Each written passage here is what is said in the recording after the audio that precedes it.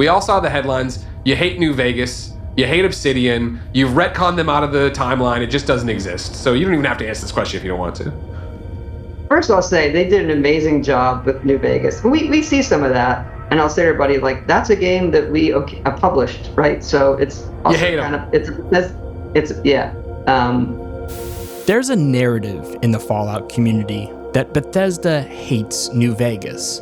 They're jealous of its popularity and glowing reputation. Many fans regard it as the best in the series, and Bethesda had nothing to do with it. The only part of that narrative I agree with is that New Vegas is the best Fallout game. For me and many other players, it offers an ideal blend and balance of the things I love about Fallout, and about open-world RPGs in general. I could talk extensively about its great writing, world-building, role-playing, player choice, and reactivity, but do we really need another video about that? Instead, I'd like to offer some gentle pushback on the narrative surrounding this game, and underscore the unique circumstances that brought it into being. This is how Fallout New Vegas hit the jackpot.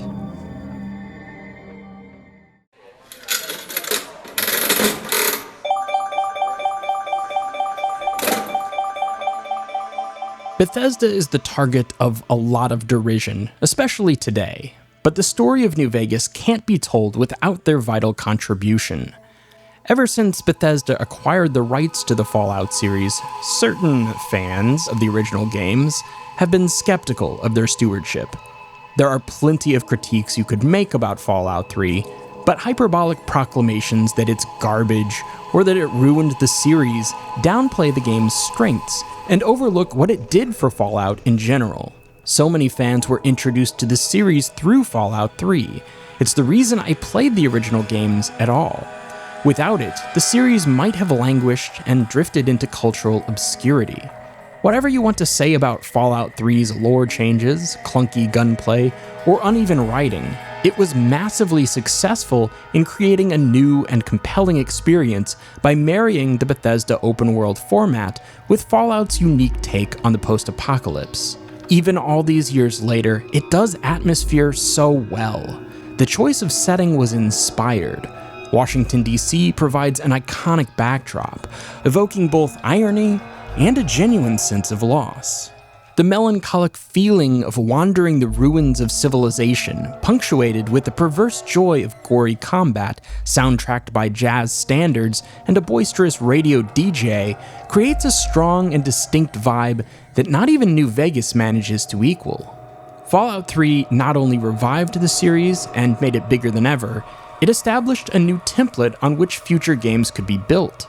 Because New Vegas is a spin-off, and not a full numbered sequel with expectations of a generational graphics leap, it could use Fallout 3's existing tech as a basis. The team could dedicate their time to developing the game itself on a proven engine within a proven gameplay framework. Sure, New Vegas made some gameplay changes, it modified the engine slightly, and in terms of design philosophy, it does a lot of things very differently than Fallout 3. But that was all made possible by the groundwork laid by Bethesda. And if you don't believe me, take it from the game's director. This engine is incredibly easy to make content for. Look into my eyes. Without Gek and without the pipeline of this engine, we never would have finished this game in 18 months. This is the best content creation pipeline of any game that I've ever worked on. Easily. There's a huge difference between having a foundation to work from and blazing an entirely new trail. Bethesda had to alter their Oblivion engine to add gunplay, dismemberment, the VATS system, and a whole host of new technical and gameplay features. They had to generate a huge number of assets from scratch. They had to translate Fallout's ideas from an old-school turn-based isometric RPG into a 3D, primarily first-person oriented action RPG. That hard work is sometimes taken for granted. But Bethesda's Fallout 3 wasn't the only important piece of the foundation for New Vegas.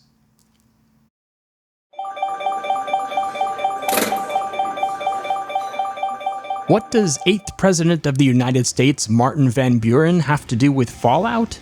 Nothing, really, it's incidental. Van Buren was the codename of the original Fallout 3, developed by Black Isle Studios. It was meant to be the first fully 3D Fallout game, with a mixture of turn-based and real-time combat. It would have been an evolution of the original Fallout isometric format, rather than the dramatic shift that Bethesda's acquisition brought. Van Buren was in production for about 6 months before being cancelled by its financially strapped publisher Interplay. The project was never given proper support or adequate time. After its cancellation, Interplay closed Black Isle and sold the Fallout IP to Bethesda. Although very different projects in scope, technology, and mechanical emphasis, many elements in New Vegas had their origins in Van Buren. You could kind of think of Van Buren's design documents as a sketchbook of ideas that the team could draw upon while making New Vegas. When ideas have been percolating for years, it can often be easier to see which ones are good and which are worth leaving on the drawing board, which ideas still spark creative passion, and which have faded. Caesar's Legion, the followers of the Apocalypse, the Powder Gangers, the Van Graffs, and the Jackals are all factions adapted from Van Buren. A number of characters and locations were as well, most notably Caesar and his former right-hand man Joshua Graham. Like the first 2 Fallout games, Van Buren intended to cover a broad area, including portions of Nevada, Arizona, New Mexico, Colorado, and Utah. Bethesda-style games are typically smaller in scope, but greater in detail, so there's almost no crossover in the explorable area between the two.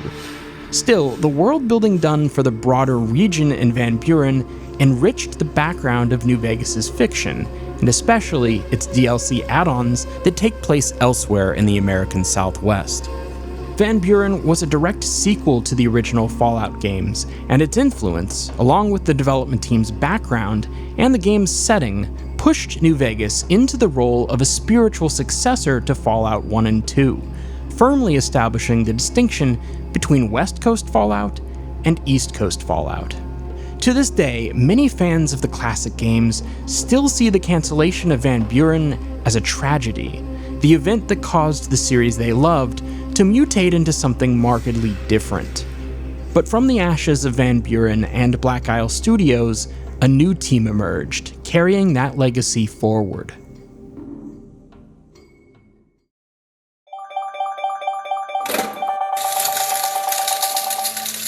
That team was Obsidian Entertainment, a studio founded by 5 former employees of Black Isle. Before striking out on their own, Obsidian's founders had worked on legendary CRPG titles like Icewind Dale, Planescape Torment, and Fallout 2, in addition to the cancelled Van Buren project. Having games like those under their belt, the group was able to hit the ground running with critically acclaimed RPGs right from the start. Today, Obsidian is known as a prolific developer of their own original IP, but in the beginning, they earned a reputation for making excellent sequels to games from other studios. BioWare was one of the most respected developers of Western RPGs at the time, but Obsidian was able to create highly regarded follow-ups to some of their biggest titles, Star Wars Knights of the Old Republic and Neverwinter Nights. Obsidian proved adept at taking the tools of other teams and leveraging them with their own talent for RPG mechanics and storytelling. And this proven track record, along with the studio's Fallout pedigree, positioned them uniquely to work on a Fallout spin-off game that was able to bridge the gap between the new and old identities of the series. Obsidian founder and CEO Fergus Urquhart had worked on the first 2 Fallout games, among many others at Interplay and Black Isle. As of this video, he's still leading the company. Another founder, Chris Avallone, worked on Fallout 2 and had been project lead on Van Buren.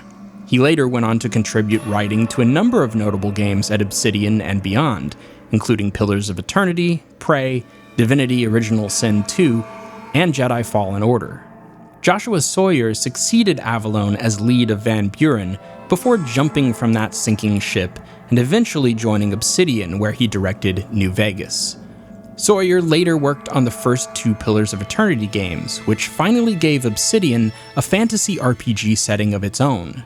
His small-scale passion project, Pentiment, is a unique narrative adventure that shows Sawyer's deep interest in history and culture, interests which also enriched the fabric of New Vegas. Lead writer John Gonzalez was responsible for the main plot and conflict of the game, as well as many individual characters and factions. He later went on to be the narrative director for the Horizon games. Whatever else you might say about them as open-world games, they have some really compelling and well-executed sci-fi concepts. According to Todd Howard, the guy who supposedly hates this company, Obsidian was the only studio he was willing to entrust with the franchise after the hard-earned success of Fallout 3. There's only one group that we really trust to do this, and it was awesome. It was only ever Obsidian. Correct. Yeah. New Vegas was made in just 18 months, which sounds impossible today, and even back then was pretty crazy given the size and scope of the game. That couldn't have happened without the experience of the team at Obsidian, the foundation of Fallout 3, and the inspiration of Van Buren. The result was a game that many fans considered to be the ideal blend of new and old Fallout, a game that carried the spirit of the Interplay games while leveraging the unique, immersive, engaging qualities of the Bethesda open-world template. It's great, and although it's long in the tooth, not the greatest looker, even among its contemporaries, and is expectedly clunky in some ways, as an RPG, a setting, a world, it's still one of the most compelling I've ever played. It's no wonder fans have wanted more ever since.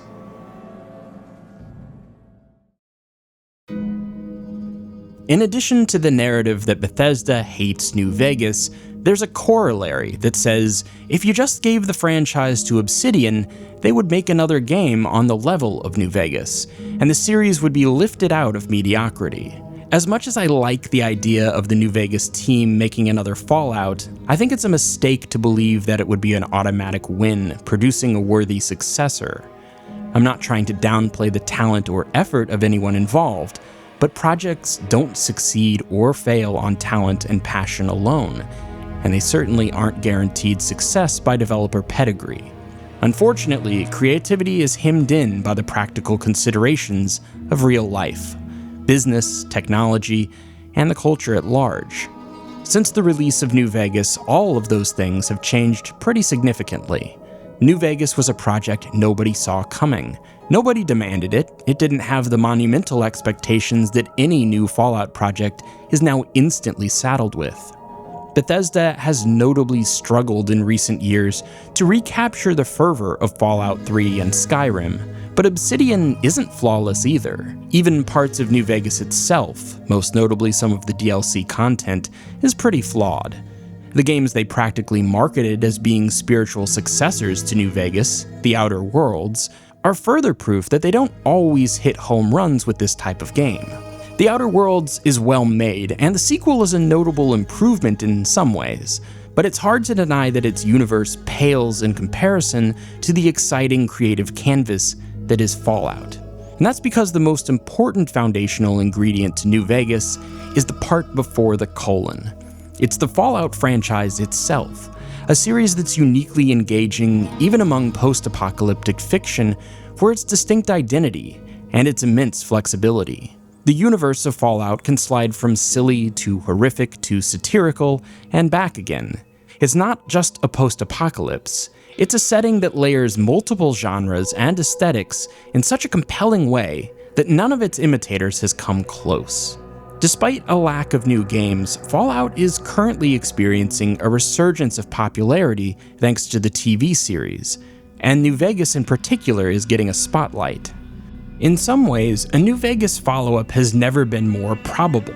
Both Bethesda and Obsidian are now owned by Microsoft. Since Bethesda is occupied with The Elder Scrolls VI, which is a reputational do-or-die project for them that should demand their focus, it seems reasonable that the Microsoft overlords might want to greenlight a Fallout spin-off project.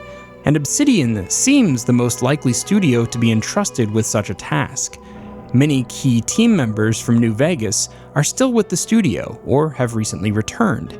They just finished 2 big RPGs in 2025, so presumably they're spinning up a couple new projects right now.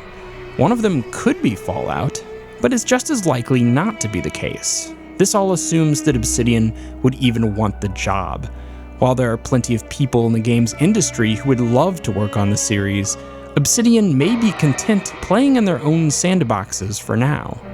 It could fall to another Microsoft studio like In Exile, run by Brian Fargo, who directed the Fallout predecessor Wasteland and served as executive producer on the Interplay games.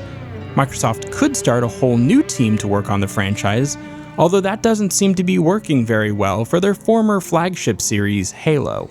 Or maybe Bethesda has enough control over the franchise to veto any external projects.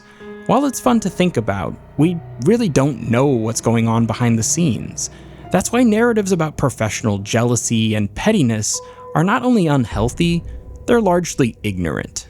Something that fans need to remember is that ever since Fallout became a series, it's been a shifting, changing thing. No single entry is the definitive version.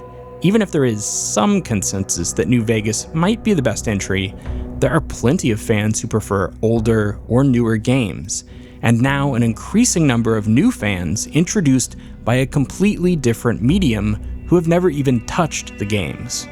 There will be another Fallout game, eventually. When a new game arrives, it's almost certainly going to be divisive on some level, because Fallout is now so many things to so many audiences. All of those groups have different, and in some cases, divergent expectations. Whatever it turns out to be, it won't be New Vegas. That game was a product of conditions that can't be replicated. Because maybe war never changes, but Fallout always does.